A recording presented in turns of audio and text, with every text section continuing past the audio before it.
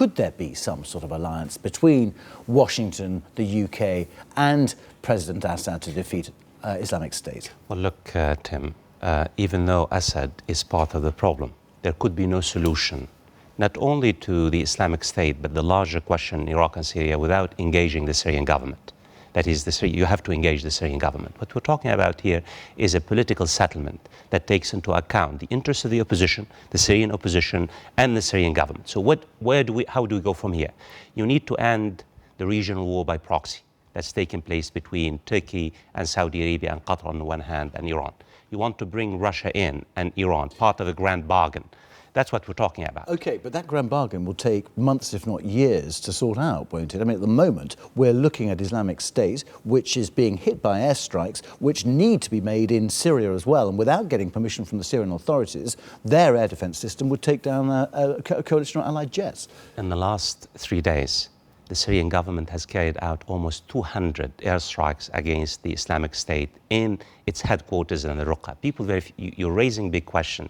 The nerve center and the headquarters of the Islamic State is not in Iraq, is in Syria. Syria is a very important base. But make no doubt about it, Tim, this fight against the Islamic State will take years. Complex, costly, prolonged, difficult. So even though you have to think of the short term, how do we stop the advances of the Islamic State in order to deny the Islamic State its social oxygen, to deny it its space? You have to basically deny it from the inside out. You have to dislodge the Islamic State from within local communities. That is, local communities that portrays itself as defender of persecuted Sunnis. Philip Hammond, the British Foreign Secretary, has ruled out any sort of deal with Syria. But is it your view, even though you say it could take years to defeat Islamic State, if you can persuade Sunni tribesmen in Iraq, for example, that they will be part of an inclusive government, they could turn on Islamic State, having given them help beforehand?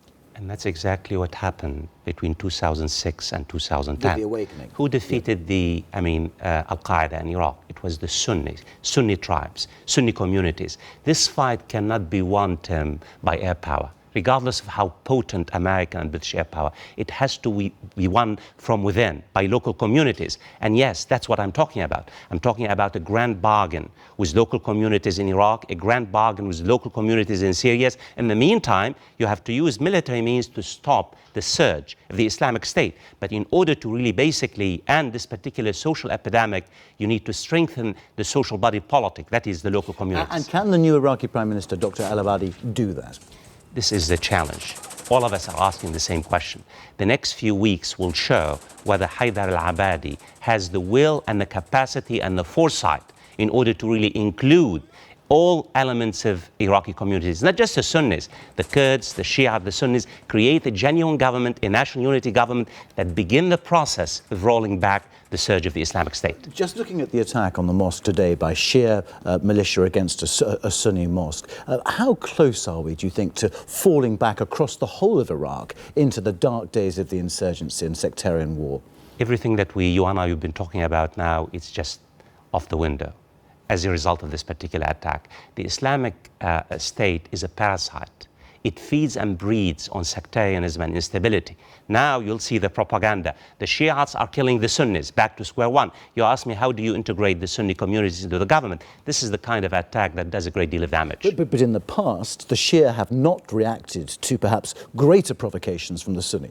Well, in fact, they did between 2003 and 2007. Iraq was in the... That's really where the fear is. You want to create... Absolutely. Yeah. And this is really where we need to go. You need a national unity government, a government based on the rule of law. That's the way to fight the Islamic State, is to roll it back from inside Iraq and Syria.